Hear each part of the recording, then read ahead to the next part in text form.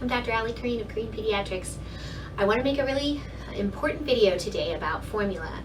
You see that we are having a national formula shortage, and so I want to go through a couple things. One, I want to talk about how we got here and when we will see an end to it, why formula is really important, and what you can do for your child if you're having trouble finding formula to feed them.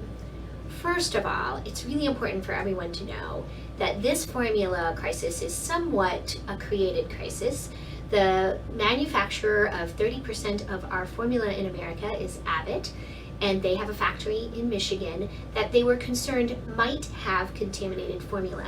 I just want everyone to know that in the process of testing those batches and the formula within the building, they never found any bacteria in the formula. Abbott had actually been doing a very good job of keeping their formula safe, and so they did not ever actually find any contaminated formula in that plant. The FDA shut the plant down, and Abbott has been working very hard to try to get that plant back open. And unfortunately, it took a lot of public outcry and empty shelves for the FDA to move quicker to open it because it's been closed since February. Those of us within the pediatric community knew that you can't stop production of something and not end up with empty shelves at some point because, you know, that's the beginning of the supply is coming out of the factory, but there were warehouses and things available that kept us until actually running out now. And so now that the plant is open, there is a couple things that they're doing to try to get formula back on the shelves. Abbott is now running again. Apparently they did keep a warehouse full of formula that they had tested. They're going to release that back into the market, and they're bringing some formula from overseas that the FDA also was dragging their feet on approving for use in America, even though it is of course approved in Canada or Europe or wherever else it does. So after we ran out of formula, they decided to make some changes. A little bit frustrating for all of us, but here we are. So we're probably looking at another 6 to 8 weeks of formula shortage. I also want to say, why is formula important? So some of you might be tempted to say, like, well, can't I just give my kids some cow's milk or goat's milk and not worry about formula, or make some sort of homemade formula myself? And I just want to say that formula is one of these things that was a modern society marvel, because other milks are not intended for humans. So cow's milk, goat's milk, homemade rice milk or whatever is not what babies were intended to grow on.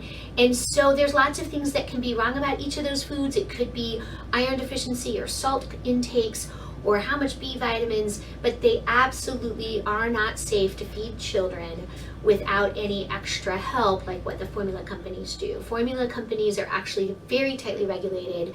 They are researched a ton, which is why this is such a difficult thing to overcome, and they are proven to be safe, and they develop children's brains to the equal development as breast milk. So formulas really make it for our families that, for whatever reason, cannot breastfeed, able to safely feed their children, and so they are not easily replaced with just cow's milk or goat's milk. So what do you do if you can't find formula? Well, one thing you definitely can't do is dilute it with water, because that will actually cause, even in a short term, like even if you ran out and you said, well, I'm just going to give them diluted formula for the next 12 hours, even that small period of time can put a child in a hospital with very serious metabolic problems and risk of death. So do not ever dilute formula. We also don't want you mixing like cow's milk into formula, although that's not quite as dangerous as diluting it with water. It is still not a good idea. If your child is under 6 months old and really solely fed through formula, you don't have a lot of options on how to replace that. So it's just important that they actually have formula and not one of those other things. So it is safer for you to replace your formula, say with a different brand or a different kind, than it is for you to try to do something on your own. It is safe to get breast milk donated from a friend. I know a lot of people are concerned about germs and things about that, but if that friend of yours or family is healthy and doing well, then you shouldn't be concerned about that. So if you are a breastfeeding mom with milk to donate to a family or friend, I really encourage that as well. If your child is over 6 months of age and we are starting to introduce foods, I just want to really encourage families that we have been pushing as a practice what we know with the national standards to expand babies' diets very quickly. So before the formula shortage, as we've looked at the research to answer the questions that a lot of grandparents and parents are asking, which is, why do so many children have allergies, and why are the children so picky? And we can really blame that on the idea of baby food. And baby food was a contrived, manufactured food industry product that was told to us was necessary for children, but we now realize that introducing foods really slowly over that period of time in these like very consistent textures was actually causing babies harm, in that they would not eat a variety of foods and they were actually forming more allergies. So the new consensus, even without a formula shortage, is that when your baby turns 6 months, and I know they don't have teeth, and I know they're gonna gag and kind of spit it out when you feed it to them, we want you really to take the table food that the family is eating, which they will prefer, because their brain is trying to tell you what they want. They're looking at your plate and saying, what you got, Mom? What you got, Dad? And they wanna eat that food. And the reason their brain is telling them to eat that food is because that's what they're supposed to do. So whatever the family is eating, you need to chop it up into really small pieces, like the size of a pea or smaller. It doesn't matter if they have teeth. It doesn't matter if they kind of gag when they eat it. As long as it's small enough to not block their airway, they can eat it, and they might gag or something, but you want to move forward with introducing foods. And when I say foods, all the foods, meats, eggs, nuts, butters, not like hard nuts, of course. And you know, all of the foods that you would typically eat as an adult person, that baby needs to start eating. It's only a couple exceptions, like we usually use toasts or crackers or pasta when it comes to grains, because soft bread can kind of form dough balls and be choking. So that's the one thing that's a little bit counterintuitive. Obvious things like blueberries can't be fed to babies whole, or grapes, those all need to be chopped up to that pea or smaller. If you have a baby that's over 6 months old and you are successful at introducing those foods, then it is a little bit safer for us to kind of work on, can we ration out the formula and give them maybe some more yogurt or some goat's milk or something, while still maintaining formula in their diet. Okay, so they over 6 months of age, they're going to need at least 15 to 18 to 20 ounces of formula, and then food, and if they want to drink some other things on top of that, that would be safe. Once they hit 9 to 10 months of age, if you are successful at getting your child to eat a lot of table food, all the foods, then it is safe for you to start saying, well, maybe I'll just give them 2 bottles of formula and like a glass or a bottle of goat's milk, and that would be safe. Goat's milk is closer to human milk than cow's milk, so that's preferred. If we're going to do that. So I don't want them to go straight all over to goat's milk, because that would be too much of a jump in their nutritional status. So it would be better to kind of spread out your formula over periods of days and mixing in some of that if they're over 9 to 10 months of age. We still want them to have like somewhere between 12 and 18 ounces of their formula a day. What's wrong with cow's milk and goat's milk by itself? Cow's milk in particular, and that would be cheeses, yogurt, cow's milk, all of it, has nutrient deficiencies, particularly in B vitamins and iron. So if for some reason we aren't able to get what we need to get in, and they're older, they're closer to 10, 11, 12 months of age, we make sure we're giving them iron supplementation, multivitamin supplementation.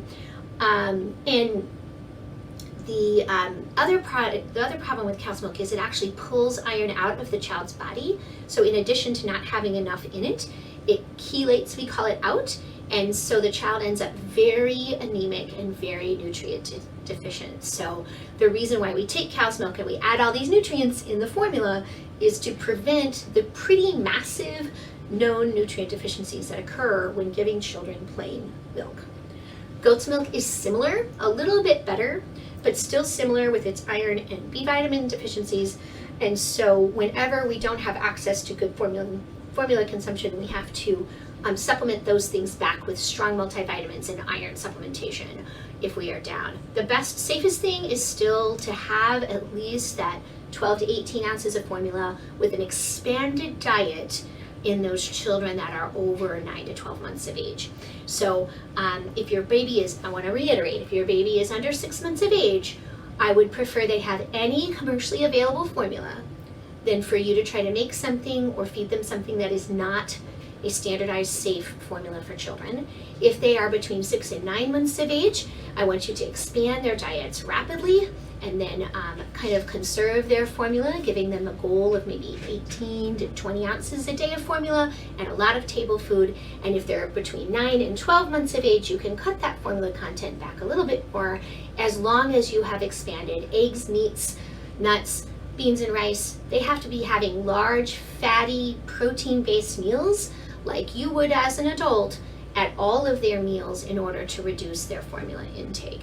And replacing that formula with glasses of goat's milk or cow's milk isn't an acceptable, and even replacing it with cheese or yogurt would also be an unacceptable amount of nutrition for them. If your child has food sensitivities, like we've put them on Alimentum or Nutramigen, and they are under 4 months of age, I want you to make sure you ask us if you make any changes whatsoever. There are some children between 4 and 6 months of age that can outgrow the need for their hydrolyzed formulas, so like Nutramigen or Alimentum. And not all children can safely transition at 6 months of age, but a lot of children can. So if you're having trouble finding one of those two formulas and our office has told you to use them, please call first, talk to us, and get some clearance to see whether you can transition off.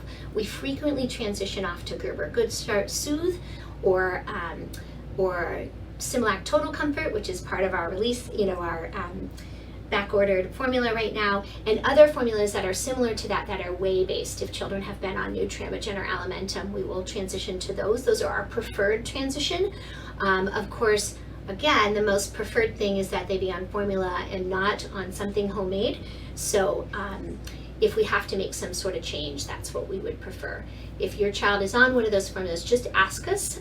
If you're getting close to running out, we do have some connections for some of our more critically ill children.